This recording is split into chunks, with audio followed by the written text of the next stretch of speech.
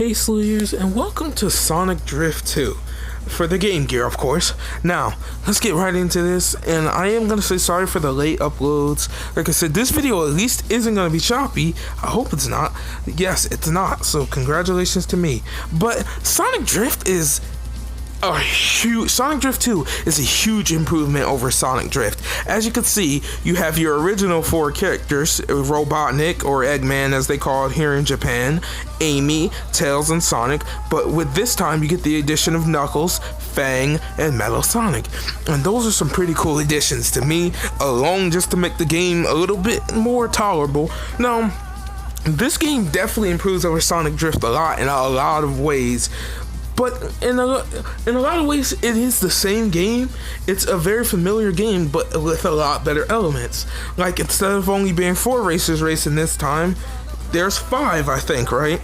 And the tracks now, and right off the bat, I got a little worried when I started playing because I saw, wait a second, we're going to Emerald Hill. Oh, this game is just going to have all Sonic 2 stages again. And I was wrong, it didn't. Now, with this game, now you can see this game improves over the original Sonic Drift graphically by quite a lot. Although I will say this real quick, I kept running into this strange glitch, and I'm gonna tell you now before I say anything, this glitch, I was playing this on an emulator with a Bluetooth controller, but I don't know, I don't think that had anything to do with it, but it might have, so I'm just gonna let you know that. But I am also gonna let you know the glitch. I kept running into this glitch where I would get, if I went off the road, I would get stuck a little bit and not be able to move anymore. And like I said, that could be all equated to my emulator, and that could be my emulator's fault or my controller's fault. I'm not gonna say whose fault it is. It'd be the game's fault, but I know this is on a lot of different things. And speaking of prices real quick, let's talk prices. This game actually, from what I could tell, can run a lot cheaper than the original Sonic Drift, as I'm pretty sure this one was released in North America and Europe, or at least Europe. I could be wrong, don't quote me, I might have to do a little research after this, but I'm pretty sure this was released in North America and Europe, or at least just Europe. Now, and I say that this game is available on a lot of things, from Sonic Gems collection on the GameCube to, I think it's available in Sonic Adventure DX on the GameCube also as like an unlockable title. It's available on many Game Gear handhelds. Easy to emulate. It's on the 3DS Virtual Console. I think it was on the Wii Virtual Console, but that's now, you know, kaputs, so that doesn't exist anymore. But there is a lot of ways to play this like there wasn't for Sonic Drift 1. So this game, I feel, is more available, and I can see the prices being a little cheaper. Again, this prices for this game can go range anywhere from 10 to 20 for a loose copy. You're maybe looking at 30, 40 boxed.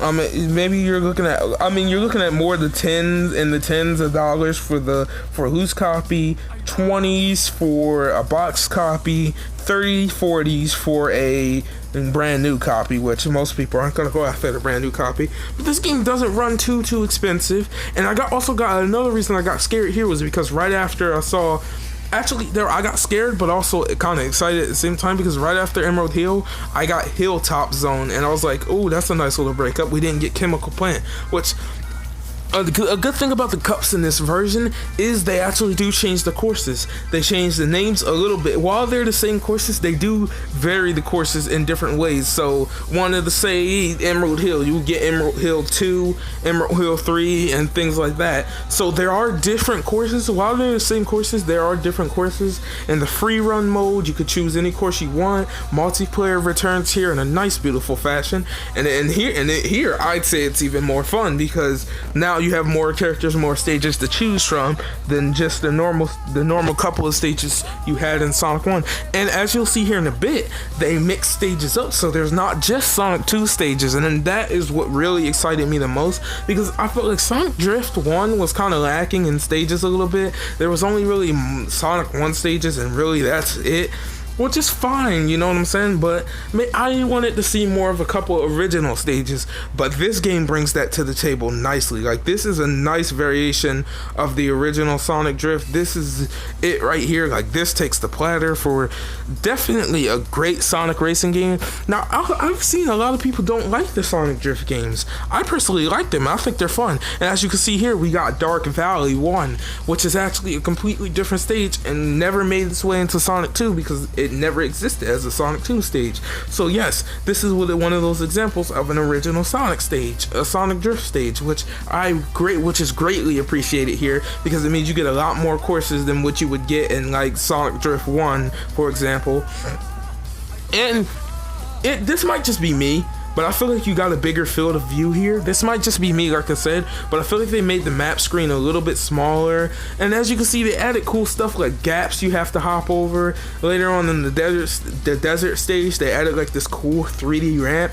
And this game right here is definitely worth the money. Like I said, you could pick this up on the 3D eShop. I think it's $3.99 on the 3DS. This game is on Sonic Gems Collection for the GameCube, Sonic Adventure DX also for the GameCube, and a couple more places this could probably be found. I can't remember. I'm definitely thinking this game was 95, 96, the year it came out, which should just go to show you right now the Saturn was out either way and they were still making Game Gear games.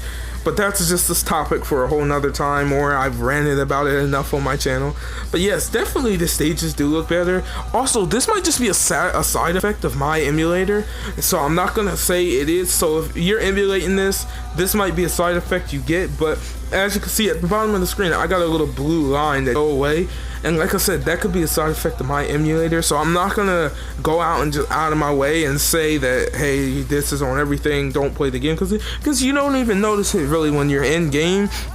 It could just be a result of my emulator, so don't let something like that bother you, because like I said, it's probably just my emulator's fault. This game though, the one thing I can say about this game, it does retain the difficulty of the first game. This game can be kind of hard and kind of brutal at times. Like some turns, now here's the thing, I never felt like anything was unfair. Also, this is my favorite stage right here, Casino Nights. And yeah, it's another Sonic 2 stage, but at least they add in other stages. But this stage right here looks gorgeous to me, especially for Game Gear. And yeah, I use fast forward there because I'm gonna let you know, if you are on an emulator, you can kind of use, if you really know what you're doing, you can use the fast forward to kind of cheese the game, which might take the fun away from people, but most of you aren't going to be on an emulator. But if you are on an emulator, yes, you can use the fast forward to kind of just like cheese the game. But how fun is that? Now this game, a thing that I gotta say I definitely appreciate about this game is the physics. Your car starts out slow, but it gets faster as you go. And here's the thing, this is one of those great games where the more you learn the course, the faster you will be able to go. And I really like that feeling. It's really satisfying to get a first or even a second. I'll even settle for a second at this point. But it's really good it's really satisfying to get the first win, like come out in first and come out on top. That's really satisfying to me. I really enjoy that aspect of the game, and that alone just makes this 10 times better than the original Sonic Drift. Like I'm saying, the original Sonic Drift isn't bad. I actually enjoyed it, but this game just kind of blows it away in every aspect of the way. Like it's available on a multitude of different systems. It's cheaper, the price is cheaper, the gameplay's better, the multiplayer, and I'm thinking you get up to 4 players again.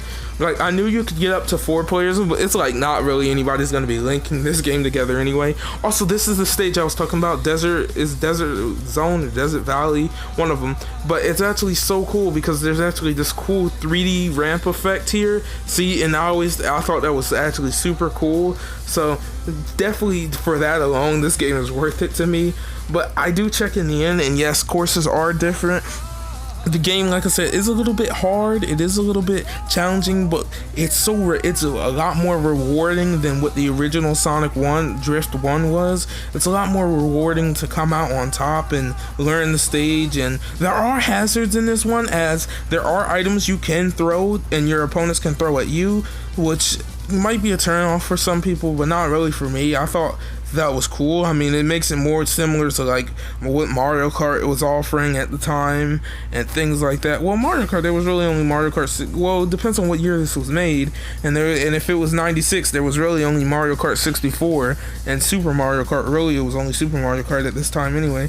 So this game more emulates that, but in an 8-bit form. But to be on an 8-bit handheld console, this game really did impress me. And a lot of racing games don't turn out to be too good on like 8-bit machines, in my opinion. Anything under 16-bit really can't do a racing game justice, in my opinion. But that's just my opinion. But this game, yeah, this game definitely turns out nice. The characters are big, the stages are nice and vibrant, the music is okay. But I shouldn't even have to tell you at this point that the music is good. This is a Sega game. The music's always good.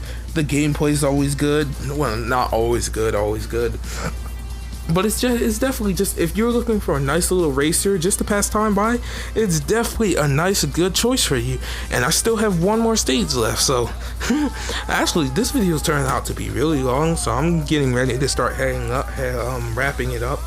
But yes, like I said, this is a great, nice little game, cheap. It can be cheap in certain places, especially if you're going a copy of the game.